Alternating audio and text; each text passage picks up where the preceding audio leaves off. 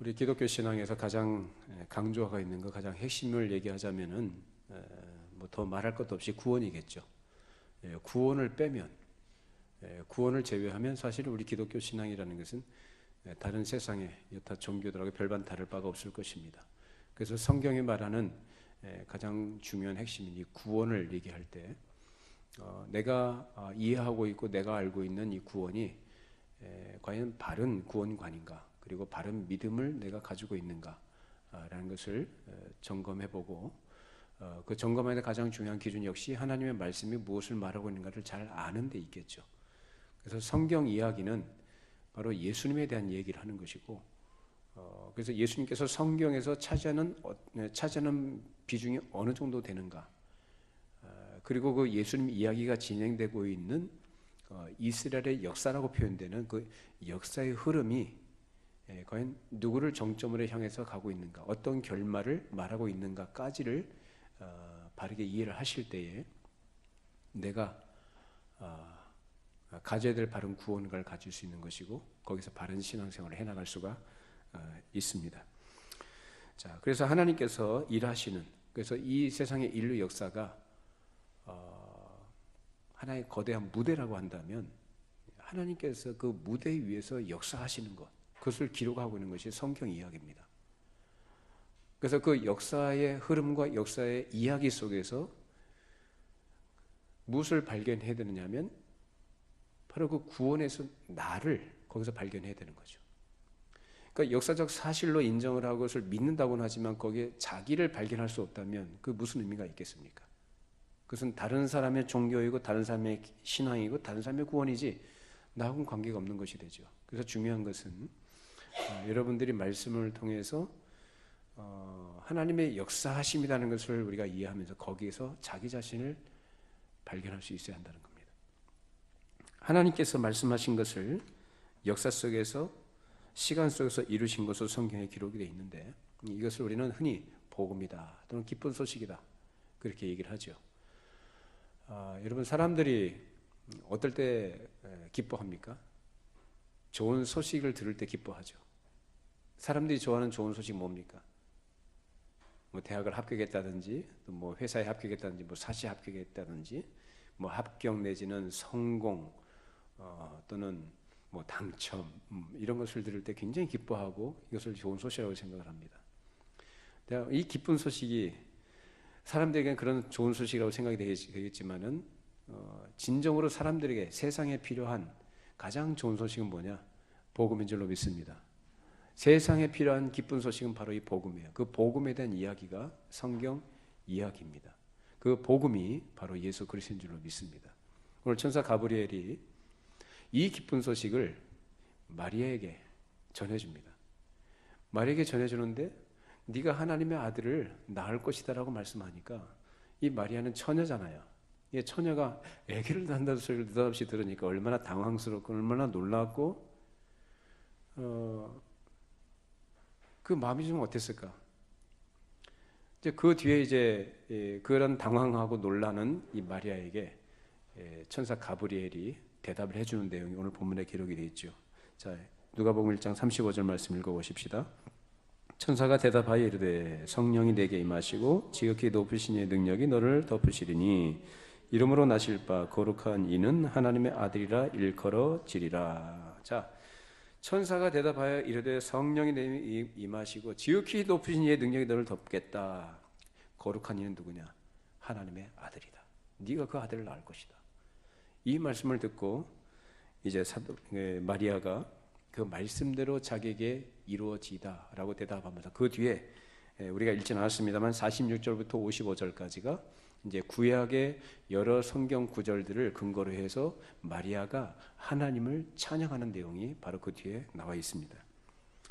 자, 여기서 우리가 주목해야 될 것은 뭐냐? 이제 하나님께서 말씀하신 그 말씀이 이루어지는데, 그 말씀이 이루어지는 것이 구체적으로 예수 그리스도의 탄생이라는 것으로 나타나겠다는 거예요.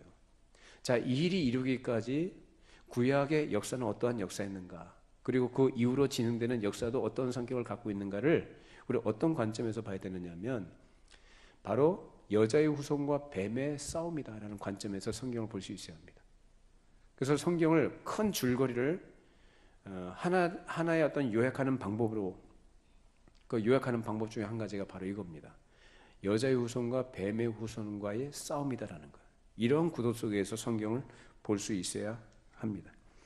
사탄은 하나님께서 역사 안에서 일하고 계시다는 것을 알고 있습니다. 물론 잘 알죠. 그놈이 왜 모르겠어요? 잘 알죠. 특별히 하나님께서 약속하신 유다 계보, 그 계통을 통해서 태어날 한 사람을 통해서 하나님께서 구원 역사를 이루실 것에 대해서 알고 있었어요. 그래서 사단이 그 역사 속에서 하나님이 일하시는 그 역사 속에서 얼마나 집요하게 아주 결정적인 때에 그것을 회방하고 있었는가, 그런 것은 성경에 기록이 되어 있습니다. 바로 사단이 방해하고 막기 위했던 것은 바로 그 대상이 여자의 후손으로 오실 메시아였습니다. 그래서 그 메시아가 다윗의 계통을 통해서 태어날 것을 알고 있었기 때문에 사단은 것을 계속해서 예의주시하고 있었던 것이죠. 예수님께서 탄생하셨을 때에 사탄은 그 약속된 여자의 후손을 없애기 위해서 이제 귀신들이 동원하고 천사들이 하나님을 찬양하고 주님의 탄생을 축하할 때 귀신들이 난데없이 나타나가지고 자신들의 나라를 무너뜨리지 못하게 막으려고 애를 썼습니다. 그래서 뱀과 여자의 후손 사이에 싸움이 벌어진 거예요. 그래서 예수님께서 공생의 사역을 하실 때도 귀신들이 예수님을 보면 어떻게 했습니까? 무서워 떨었죠. 무서워 떨고 왜 오셨습니까? 라는 식으로 예수님을 경계하면서, 그래서 예수님께서 자기를 또 사람의 몸에서 나가지 못하도록 그렇게 간곡하게 부탁하기도 했었죠. 근데 예수님께서 오신 것은 사단의 나라를 멸하시려고 오신 것을 마귀가 잘 압니다. 그래서 그것을 계속 집요하게 방해를 했던 것입니다. 애굽의 바로가 히브리인들의 남자 아이들을 다 죽이려고 했던 것처럼 예수님께서 탄생했을 때에 헤롯 대왕이 또한 예수님께 태어나신 베들레헴 근방에 모든 사내 아이를 2살 아래로 모든 남자아이를 전부 다 학살하는 짓을 저질렀죠. 이것이 무슨 얘기냐면 뱀과 여자의 후손 사이의 싸움이라는 거예요. 계속해서 사단은 이런 메시아를 없애기 위해서 가진 모략을 다하고 그런 악행을 저질렀던 것입니다. 그런데 하나님께서 어떻게 하십니까? 헤롯이 죽이려고 하니까 천사를 보내셔서 어떻게 해요? 요셉과 마리아를 애굽에 피신하도록 명령하시죠. 그리고 나서 나중에 헤롯이 죽었을 때에 예수님께서 다시 돌아오셔서 이제 나사렛이라는 동네에 정착하셔서 거기에서 이제 성장하시게 됩니다. 자, 이 문제와 관련해서 성경에서 여자의 후손과 뱀의 싸움을 아주 생생하게 잘 표현하고 있는 것이 요한계시록 12장이에요. 자, 요한계시록 12장 다 살펴볼 수는 없고 부분적으로 보겠습니다. 1절부터 6절 읽어보시죠. 하늘에 큰 이적이 보이니 해를 옷 입은 한 여자가 있는데 그 발 아래에는 달이 있고 그 머리에는 12별의 관을 썼더라. 이 여자가 아이를 베어 해산하게 되매 아파서 애를 쓰며 부르짖더라. 하늘에 또 다른 이적이 보이니 보라, 한 큰 붉은 용이 있어 머리가 7이요 뿔이 10이라. 그 여러 머리에 7 왕관이 있는데 그 꼬리가 하늘의 별 3분의 1을 끌어다가 땅에 던지더라. 용이 해산하려는 여자 앞에서 그가 해산하면 그 아이를 삼키고자 하더니 여자가 아들을 낳으니 이는 장차 철장으로 만국을 다스릴 남자라. 그 아이를 하나님 앞과 그 보좌 앞으로 올려가더라. 그 여자가 광야로 도망하며 거기서 1260일 동안 그를 양육하기 위하여 하나님께서 예배하신 곳이 있더라. 자, 여기 한 여자의 모습이 나오는데요. 그 여자가 뭘 입었다고 합니까? 해를 입었고 그 발 아래는 달이 있고 그 머리에는 12관을 썼다. 이 여인은 구약시대의 교회를 상징하는 겁니다. 구약시대의 교회가 곧 구원자가 나오게 될 이스라엘로서 그 역할을 하게 되는 것이죠. 그 여인은 해산의 고통을 느꼈고 그 여자가 아기를 낳기 위해서 산통을 느낄 때 용이 그 아이를 집어 삼키려고 기다립니다. 이것이 바로 뱀과 여자의 후손 사이에 이루어지는 그런 싸움을 적나라하게 묘사하는 것입니다. 그래서 여자가 낳을 아들은 누굽니까? 바로 메시아, 예수 그리스도십니다. 그래서 읽었던 6절에 보면은 1260일이라고 나오죠. 우리 계시록을 보면 상징적인 것들이 굉장히 많이 나오는데 이것을 그대로 문자적으로 이해를 하시면 안 됩니다. 문자적으로 해석하는 주류가 바로 세대주의자들이에요. 그러니까 여기서 이상한 사상들이 많이 나옵니다. 이것은 문자적으로 해석할 문제가 아니라 상징적으로 우리에게 가르쳐주는 거예요. 1260이라는 것은 뭐냐면은 우리가 살고 있는 곳 현재를 얘기합니다. 예수께서 죽으시고 부활하시고 승천한 이후부터 재림하실 때까지 그 사이 기간, 다시 말하면 우리가 살고 있는 이 시대, 예수께서 다시 재림하시기 전까지의 모든 기간을 1260일로 이렇게 표현한 것입니다. 자, 요한계시록 12장 7절 9절 말씀 읽어보시죠. 하늘에 전쟁이 있으니 미가엘과 그의 사자들이 용과 더불어 싸울새 용과 그의 사자들도 싸우나 이기지 못하여 다시 하늘에서 그들이 있을 곳을 얻지 못한지라. 큰 용이 내쫓기니 옛뱀 곧 마귀라고도 하고 사탄이라고도 하며 온 천하를 꿰는 자라. 그가 땅으로 내쫓기니 그의 사자들도 그와 함께 내쫓기니라. 자, 하늘에서 큰 전쟁이 벌어졌어요. 누구하고요? 미가엘과 옛뱀, 사탄, 용이라고도 얘기하죠. 이 전쟁이 벌어졌는데 그래서 미가엘이 용을 어떻게 해요? 옛뱀, 사탄을 내쫓아 버립니다. 하늘에서 내쫓아 버려요. 내쫓김을 당한 것이 바로 사탄과 그 졸개들, 타락한 천사들이죠. 그래서 그들이 이제 예수님 주위에 모여들어서 예수님을 유혹하고 시험했습니다. 그것이 마태복음 4장과 또 여러 다른 복음서에 기록된 내용들이죠. 광야에서 예수님께서 40일 동안 줄이실 때에 줄이시고 난 이후에 사단이 와서 시험하고 유혹을 하죠. 그것은 곧 예수님은 어떻게 해요? 시험하고 유혹을 해서 넘어지게 하려고. 결국 예수님의 구원 사역을 어떻게 해요? 방해하는 거죠. 못하게 하려고. 근데 예수님은 어떻게 하셨어요? 에덴 동산에서 아담이 사단의 유혹에 넘어갔어요. 시험에 빠졌죠. 그리고 또 이스라엘 백성들이 광야에서 어떻게 해요? 그 사단의 여러 시험과 유혹에 넘어졌죠. 그런 그들과 달리 예수님은 어떻게 하십니까? 그 시험을 이기십니다. 믿으시기 바랍니다. 말씀으로 이기셔요. 그리고 나서 죄와 사망의 종로를 갖고 있던 우리들을 자유케 하시기 위한 사역을 이제 그 뒤로 시작하시게 됩니다. 자, 이제 예수님께서 공생의 사역을 하시고 이제 최후로 이제 십자가에서 잡혀 죽으시죠. 십자가에서 돌아가실 때 예수님이 실패한 것처럼 보였지만 그것은 실패가 아니라 승리를 위한 죽음인 줄로 믿습니다. 그래서 예수님께서 궁극적으로 결과적으로 부활하심으로 사단의 머리를 깨뜨리실 것이라는 창세기 3장 15절 말씀을 성취하시면서 우리의 생명의 주가 되신 줄로 믿습니다. 자, 그때 그 어떻게 표현하냐면은 예수께서 부활하신 사건은 곧 사탄의 머리를 깨뜨린 것, 곧 사단의 허리를 끊으셨다라고 이렇게 표현합니다. 허리가 끊어지면 사람이 어떻게 힘써요? 못 써요? 못 쓰죠. 이전처럼 사단은 힘을 못 쓰는 존재가 돼버린 거예요. 예수님께서 승리하셨고. 그런데 지금 현재 어떻습니까? 사단이 역사합니까? 안 합니까? 여전히 하죠.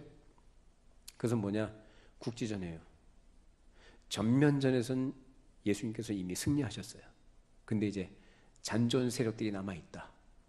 그래서 그것들이 이전처럼 교회를 미혹하거나 이전처럼 하나님 나라를 그렇게 대적하지 못하지만 그 잔존한 힘을 가지고 이제 교회와 성도들을 박해하고 힘들게 하고 여전히 우리 안에서 또 우리 곁에서 환경을 통해서 역사하면서 넘어지게 하는 이런 일들을 하고 있다는 것입니다.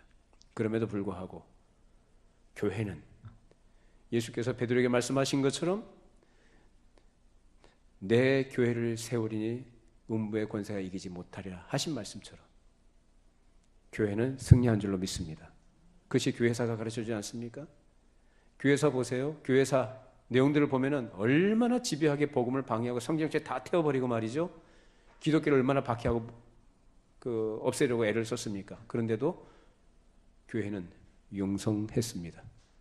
말씀이 계속 퍼져나갔고 생명의 말씀으로 하나님의 백성들이 하나님께로 돌아온 줄로 믿습니다. 그럼에도 불구하고 계속해서 사단은 끝까지 발악을 하는 거예요. 왜 사단이 이렇게 발악을 하냐? 자기 때가 얼마 남지 않은 줄을 알고 있습니다.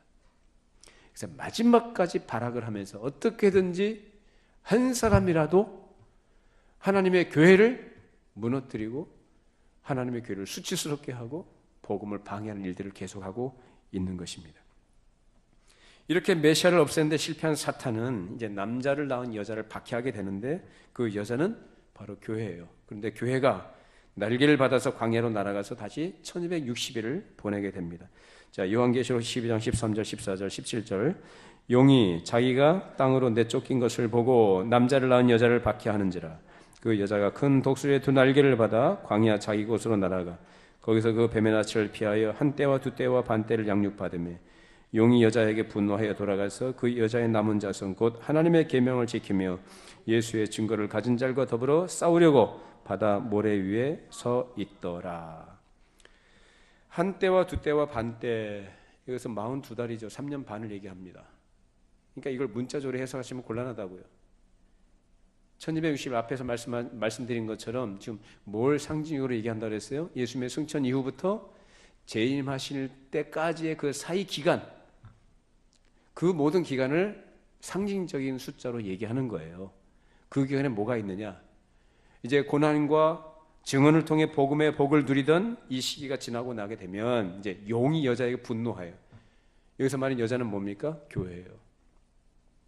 뭐 하려고요? 교회를 잔멸하려고, 교회를 무너뜨리려고, 교회와 싸우려고. 그래서 여자의 남은 자손 곧 하나님의 계명을 지키며 예수의 증거를 가진 것과 더불어 싸우려고 바다 위 모래 위에 서 있다.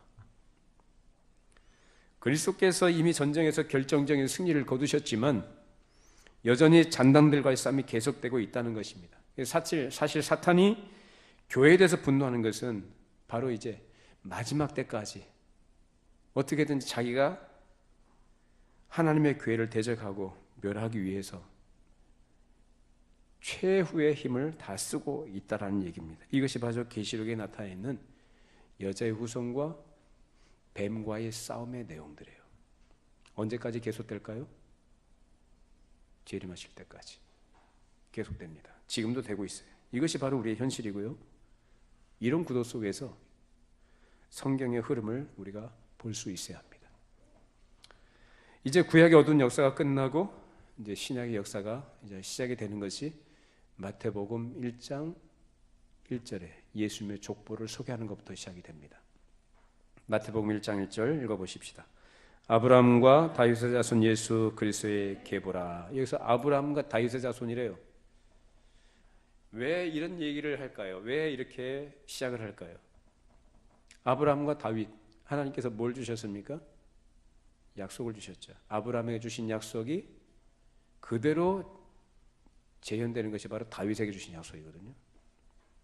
아브라함과 다윗의 자손 예수 그리스도의 계보다 라고 쭉 이제 설명을 해요. 근데 누가복음은 이제 그 예수 그리스도로부터 이제 아담으로까지 거꾸로 이제 추적해서 이제 족보를 이제 올라갑니다. 이게 왜 중요하냐면은 이 혈통이라는 것, 이 계보라는 것, 족보라는 것은 단순한 어떤 사람의 혈통과 계보를 말하는 게 아니고 여기 누가 개입하고 계시다?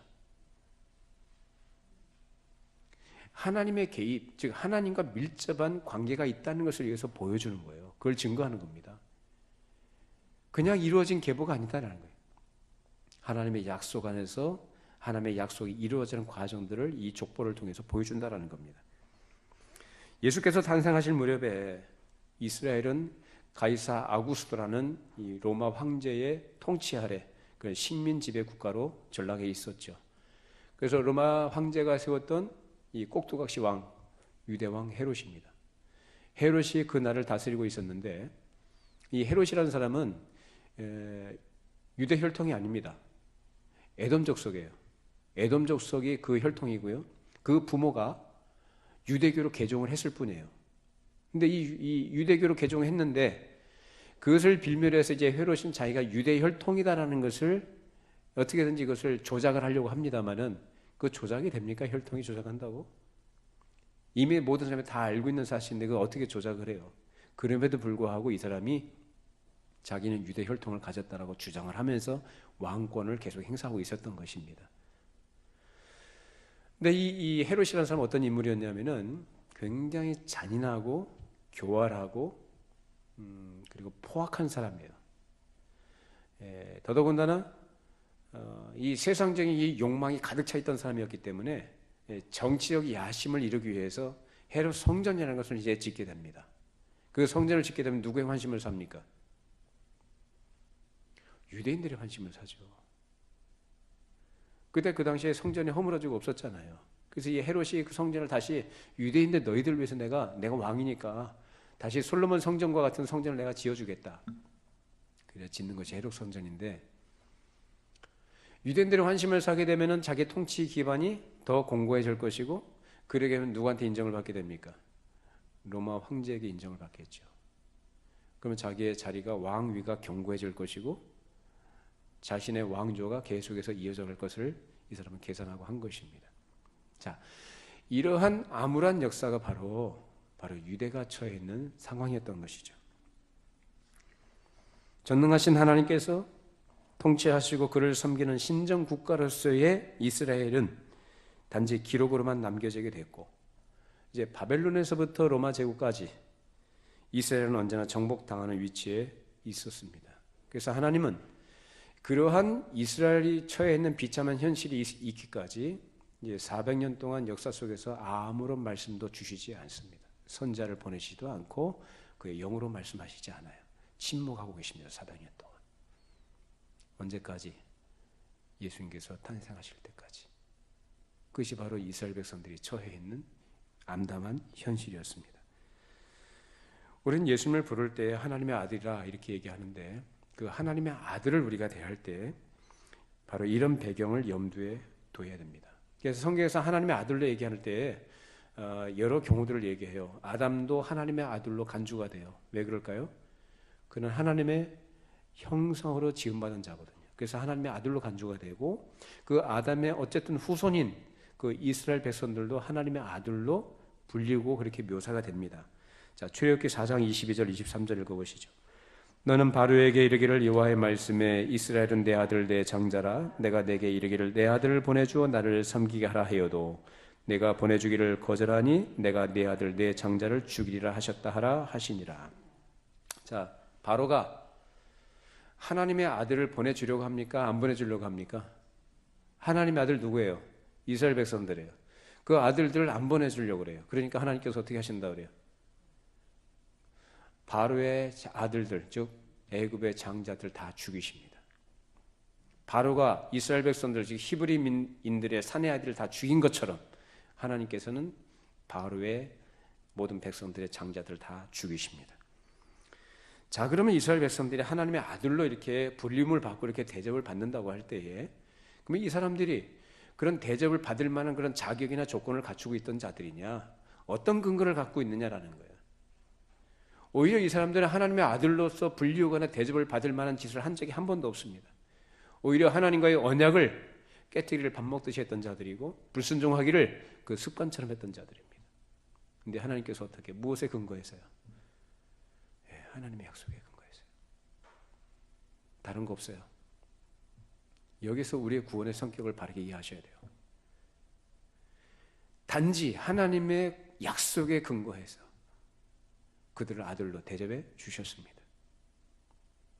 그 대접해 주시면서 그 아들을 삼기 위해서 하나님께서 어떻게 하시느냐, 이제 그 아들을 보내십니다. 그 아들은 의무감이나 마지못해서나 기계적으로 하는 것이 아니라 감사함으로, 사랑하는 마음으로 하나님을 기쁘시게 하며 인간을 창조하신 하나님의 목적을 이룰 수 있는 신실한 아들이었습니다. 그 아들이 바로 우리 주님 예수님이신 줄로 믿습니다.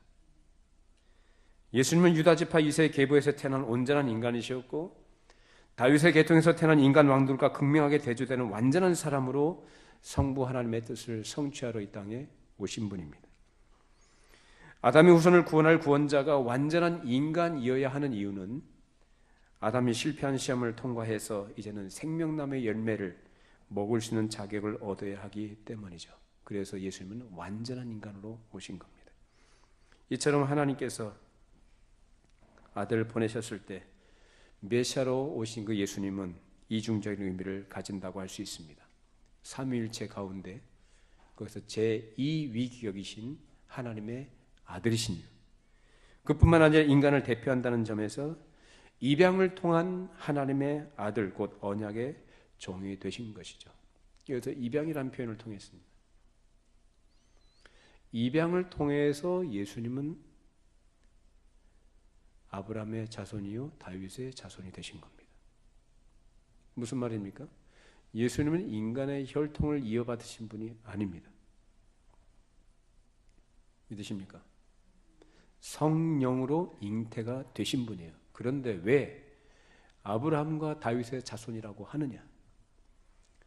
하나님께서 그 종들에게 약속하신 약속을 이루시는 언약의 성취를 한 차원에서, 그래서 하나님께서 보낸 천사를 통해서 요셉에게 그 이름을 예수라 하라, 이름을 지으라고 하셨을 때 그것은 법적인 입양의 의미가 있는 거예요. 입양을 할 때에 그 아버지 될 사람이, 아버지가 그 아들을 삼을 자에게 이름을 붙여주는 거거든요. 그러면 예수님은 누구 아들이 되는 거예요? 다윗의 후손인 요셉의 아들이 되는 거예요. 믿으십니까?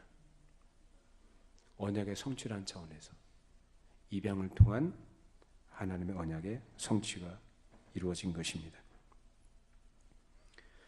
이처럼 예수님은 마지막 아담이고 참 이스라엘이자 다윗의 신실한 후손으로 그분이 나사렛 예수라는 이름을 가진 인간의 아들로 태어나 하나님의 신실한 아들로서의 사역을 감당하셨습니다. 실제로 예수님이 이 땅에 오셔서 그 사역을 감당하실 때 항상 그러셨어요. 나는 내 뜻을 행하러 온 것이 아니라 나를 보내신 이의 뜻을 행하러 왔다. 나는 내 말을 한 것이 아니라 나에게 말씀을 주신 내 아버지의 말씀을 너에게 전하는 것이다. 철저하게 성부 아버지의 뜻을 이루기 위해서 오셨다라고 말씀하셔요. 자, 요한복음 4장 34절 읽어보십시다. 예수께서 이르시되 나의 양식은 나를 보내신 이의 뜻을 행하며 그의 일을 온전히 이루는 이것이니라. 그만큼 예수님은 성부 하나님을 사랑하셨고 사랑하는 마음으로 순종하셨고 그 순종을 통해서 하나님의 뜻을 이루기를 원하셨던 것입니다. 그 일이 바로 우리를 위한 대속 제물로 자기 자신을 십자가에 내드리는 것이었습니다. 이 일이 이루기까지 하나님께서는 아브라함에게 하신 약속을 그 역사 속에서 쭉 이어오셨어요.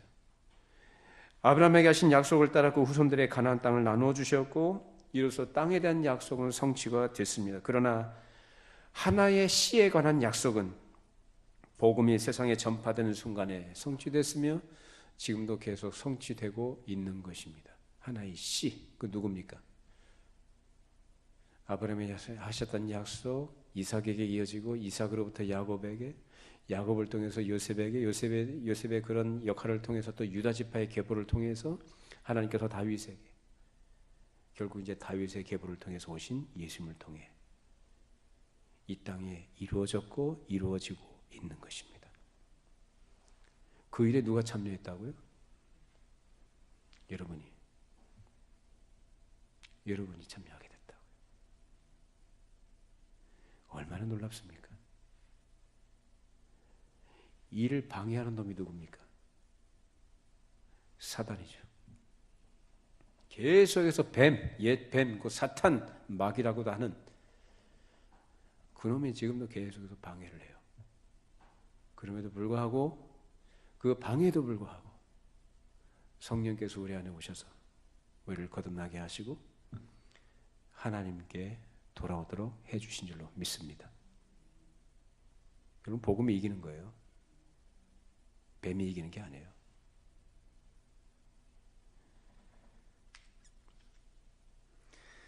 아브라함과 사라도 하나님의 약속을 받은 당사자들이었지만은 사실은 이 사람들이 초기부터 그렇게 믿음을 가지고 하나님을 섬기고 약속을 따라간 사람들은 아닙니다. 믿었지만 중간중간에 하나님의 약속을 의심하기도 했고 자신의 방법으로 인간적인 생각을 가지고 하나님의 약속을 이루어 보려고 시도했었습니다. 그것이 뭡니까? 하갈을 통해서 아들을 낳아서 그 아들을 가지고 약속을 이루어 보려고 했죠. 근데 하나님께서 뭐라고 하셔요? 그거 아니다. 네 안에 사라를 통해서 태어날 아들이어야 한다. 그것이 하나님의 계획이었습니다. 근데 아브라함은 자꾸 그런 생각 가지고 인간적인 생각을 가지고 자기가 어떻게 해보려고 했을 때 그것이 결국 실패했어요.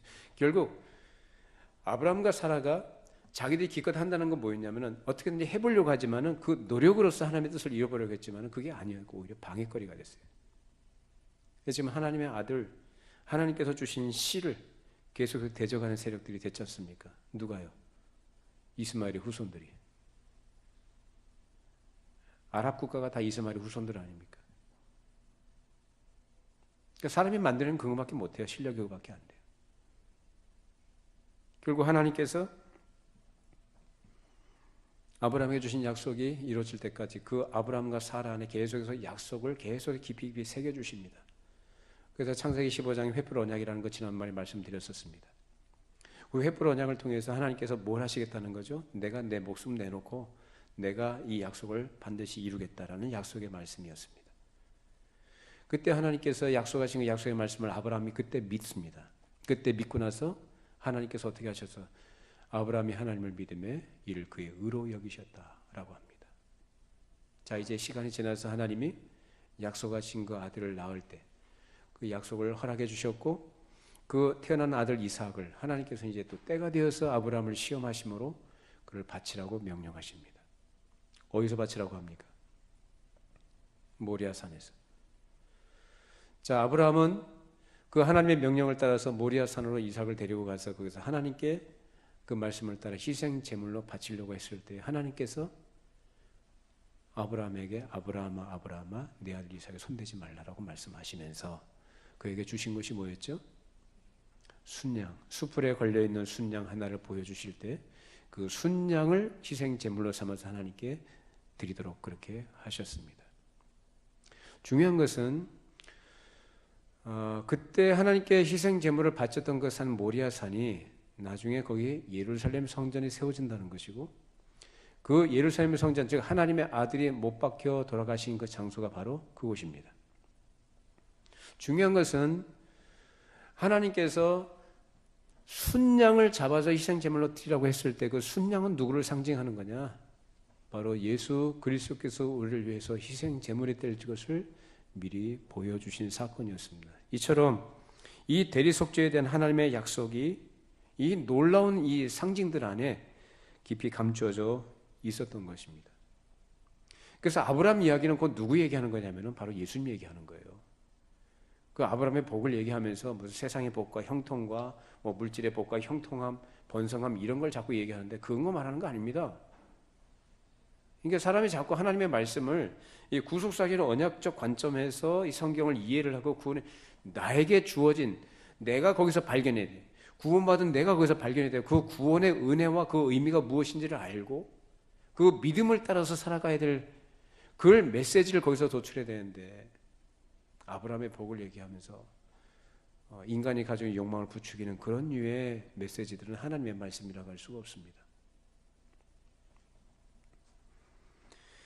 아브라함 이야기는 단순히 인간의 혈통을 말하는 게 아니라 하나님의 약속의 말씀을 믿는 믿음이 중요하다는 것을 우리에게 가르쳐주는 것이죠. 애초에 아브라함은 인간의 생각이나 계획을 앞세워서 자기 방식으로 아들을 얻으려고 노력했지만 결국 모든 노력을 중단하고 하나님의 약속을 믿습니다. 그래서 아브라함도 역시 믿음으로 의롭다함을 받았다라고 할 때에 구약 시대에나 신약 시대에나 사람이 의롭게 되는 것은, 즉 사람이 구원을 받는 것은 오직 믿음으로만인 줄로 믿습니다. 믿음입니다. 사람의 행위나 율법을 지키는 것으로가 아니에요. 오직 믿음이에요. 그 믿는 자들이 바로 아브라함의 후손이요 그의 영적인 자녀가 되는 것입니다. 이처럼 사람이 죄에서 구원받는 것, 하나님 나라에 들어가는 것은 혈통이나 사람의 노력이 중요한 게 아닙니다. 혈통은 단지 구약에 예언된 하나의 상징이요 모형으로 끝났습니다. 사실 사람은 구원 얻는다고 할 때에 다른 방법이나 인간의 노력으로가 아니라 오직 하나님께서 말씀하신 그 언약의 말씀에 참여해서 하늘나라의 기업을 물려받는 그 믿음의 법으로만 오직 하나님께 나아갈 수가 있는 줄로 믿습니다. 이제 그 약속을 따라오신 예수님이 율법이 가리키는 모든 것을 다 성취하셨고 우리의 구원을 위해서 필요한 것을 다 하셨어요. 그것을 단번에 완전히 영원토록 성취하신 줄로 믿으시기 바랍니다. 구원과 관련해서 우리가 할 게 아무것도 없어요. 그것이 성경에 계속 강조합니다. 오히려 우리가 하는 것은 다 실패한다는 것만 보여줘요. 우리가 하는 건 다 실패해요. 오히려 하나님의 뜻을 거스르는 것이고 우리가 하는 모든 것들은 하나님의 역사를 방해하는 것으로만 나타날 뿐입니다. 아브라함이 그랬잖아요. 이스마엘 가지고 어떻게 해보려고 했는데 지금까지 어떻게 하고 있어요 지금? 하나님 나라 방해하잖아요 지금. 중요한 것은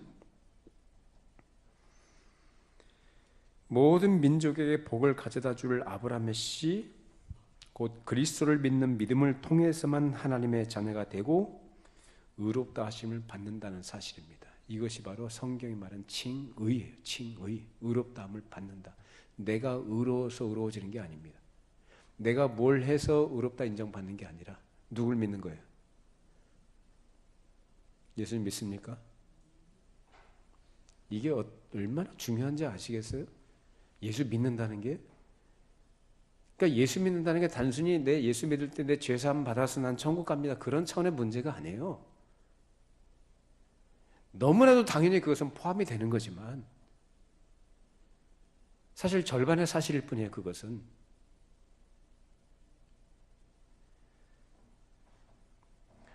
우리가 그리스도와 연합되면 하나님께서 아브라함에게 약속하신 모든 약속들이 즉시로 우리 것이 됩니다.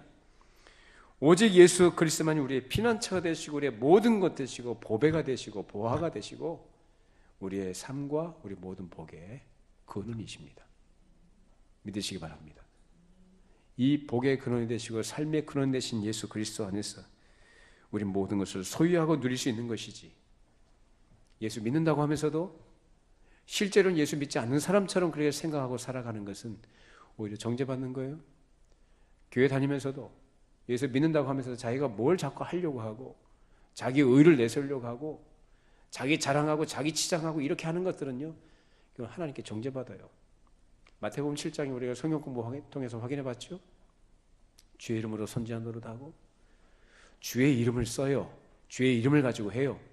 주의 이름으로 이런 것저것 다 할 수 있어요. 근데 우리가 불법을 행한다고 그래요. 하나님의 뜻은 뭐냐? 믿는 겁니다. 예수 믿고 예수님만 의지하는 거예요. 그게 하나님의 뜻인 줄로 믿습니다. 그 뜻 안에서 살아가는 게 우리는.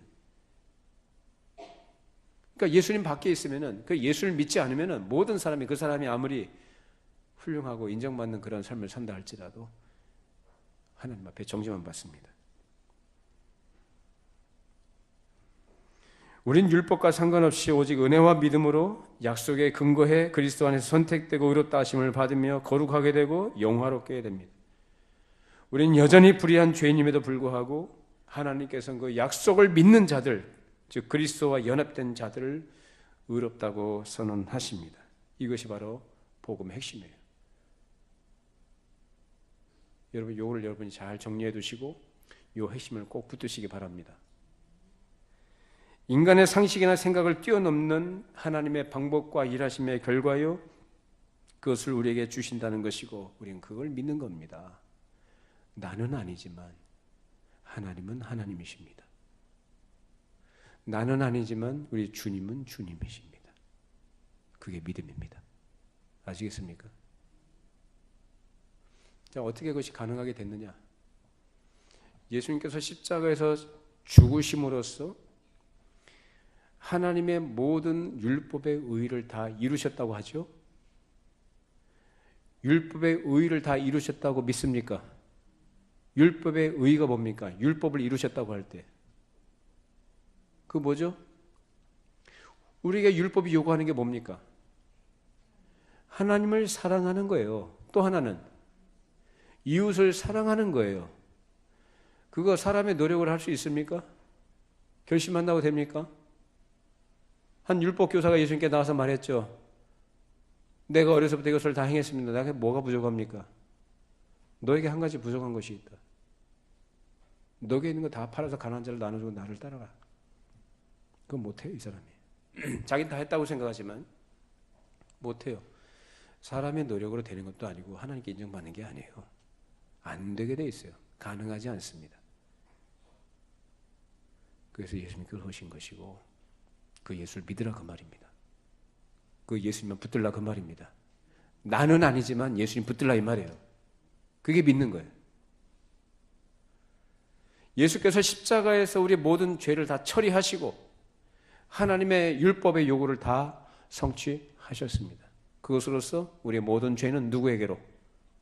예수께로 전가가 됐고 예수께서 이루신 그 의, 얻으신 의는 우리에게 그대로 주셨습니다. 우리 할 말이 없습니다. 그냥 믿는 것뿐입니다. 믿어집니까, 여러분? 나는 내 현실은, 내 상태는 그야말로 진실하게 하나님을 사랑하지 못하고 그야말로 진실하게 완전하게 율법이 요구하는 하나님을 사랑하지 못하고 이웃을 그렇게 사랑하지 못해요. 그런데도 하나님은 나를 의롭다고 하신다니까요.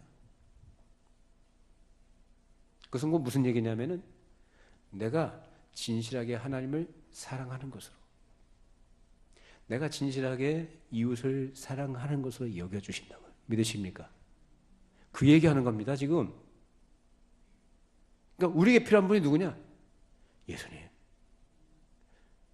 그래서 예수님을 믿으라는 거예요. 다른 거 하지 말고. 믿음 안에 거하시기 바랍니다. 그래서 여러분 죽을 때까지 어떤 경우를 할지라도 자기 자신의 어떠함을 근거로 해서 하나님 앞에 서려고 하지 말고 항상 예수님만 붙들고 예수님. 좀 격한 표현을 쓰자면 얼굴에 철판 가시라 그 말이에요. 결벽증 가지고 자기가 무엇이 된 것처럼, 무엇을 할 수 있는 것처럼 내가 깨끗해야 되는데, 거룩해야 되는데, 내가 제대로 온전해야 되는데, 내가 이걸 가지고 어떻게 하나님께 나아가나? 그건 불신앙이에요. 마귀가 그걸 꼬투리 잡아서 계속 참소합니다. 믿음은 그걸 이겨나가는 거예요. 믿음으로 서시기 바랍니다. 괜찮아요. 예수 안에 있기 때문에 괜찮아요. 예수님이 그래서 피난처가 되시는 거예요. 우리의 구원의 뿌리시고 우리의 능력이시고 우리의 힘이 되시고 우리의 유일한 소망이 되시는 것이 바로 예수님이십니다. 그걸 우리에게 주시기 위해서 성경에 하나님께서 말씀하신 그 약속이 이루어지는 과정들, 역사의 흐름 속에서 하나님이 어떻게 일하셨는가를 보여주는 거예요. 이것이 큰 그림이고 줄거리예요. 그 안에서 여러분을 발견하시고 그 결과가 나에게 주어졌구나 하는 것을 확인하시고 여러분의 평생에 겸손하게 정말로 하나님을 사랑하고 감사하면서 그 믿음의 길을 걸어가시기를 바랍니다. 예수님께서 이 땅에 왜 오셨다고요? 의인을 위해서 오셨어요? 죄인을 위해서 오셨어요? 죄인을 위해서 오셨어요. 예수께서 죄인들하고 세리들하고 음식을 잡수시니까 사람들이 뭐라 그래요? 왜 죄인들하고 밥 먹냐? 자기들은 괜찮다는 거죠. 누구예요? 바리새인들. 여러분 바리새인과 세리 예수님께서 말씀하시죠. 바리새인은 기도할 때 어떻게 기도합니까? 하늘을 우러러서 두 팔을 벌리고 아주 고상한 모습을 가지고 기도합니다. 그리고 감사한다 그래요. 내가 저런 더러운 죄인들하고 같이 않음을 감사합니다. 나는 금식도 하고 11조도 바치고 난 종교적인 의무를 잘 수행하고 있음을 감사한데요. 에라이 하나님은 그렇게 말씀하셔요. 정죄받아요. 근데 세리는 어떻게 해요? 고개도 못 들어요. 제가 그렇습니다. 저로서는 고개를 못 들어요. 여러분도 그러십니까? 고개도 못 들고 나를 불쌍히 여겨주십시오. 난 죄인입니다. 하나님께서 의롭게 여기시는 건 바로 그 사람이에요. 자, 누가복음 5장 31절 32절 말씀 읽어보십시다. 예수께서 대답하여 이르시되 건강한 자에게는 의사가 쓸데없고 병든 자에게라야 쓸데있나니 내가 의인을 부르러 온 것이 아니요 죄인을 불러 회개시키러 왔노라. 여기에 분명한 예수님의 오심의 목적이 있습니다. 건강한 사람, 자기 의롭다고 하고 자기는 괜찮다고 생각하는 사람 예수는 필요로 하지 않아요. 근데 병든 사람은 그 사람에게 절실하게 필요한 건 의사입니다. 병을 고쳐줄 수 있는 분. 바로 예수님이 우리를 고치러 오신 의사이십니다. 병든 자,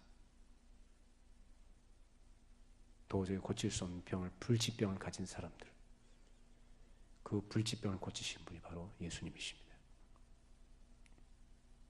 우리 주님 앞에 겸손하게 나아가시기를 바랍니다. 의지하고 나아갈 때 그 사람 고침을 받고 구원의 풍성함과 부유함을 누릴 수가 있습니다. 죄에서 자유케 하시고 주님을 찬양합니다. 기도하겠습니다. 거룩하신 하나님 아버지, 우리의 구원이 어떠한 하나님의 열심으로 우리에게 주어진 것인지 함께 생각해 보았습니다. 역사 속에서 일하신 하나님께서 우리에게 예수 그리스도를 보내어 주셨고 그리스도 안에서 생명을 얻게 해주셨으며 하나님 앞에 설 수 있는 의인이 되게 해주셨습니다. 우린 여전히 아무것도 아니지만 예수 믿는 그 믿음 안에 우리가 거하게 하시고 그러한 우리를 주께서 보시고 하나님께서 우리를 의롭다고 인정해 주신다는 약속을 우리가 믿습니다. 우리가 하나님을 진실하게 사랑하지 못하고 이웃을 진실하게 사랑하지 못하는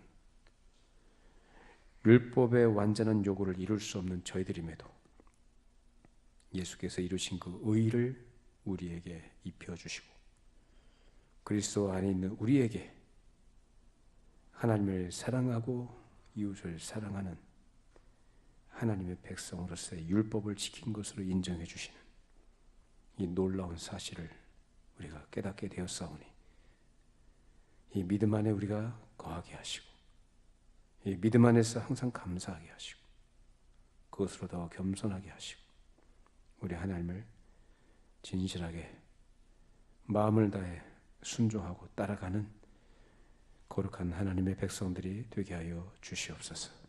예수님의 이름으로 기도합니다. 아멘.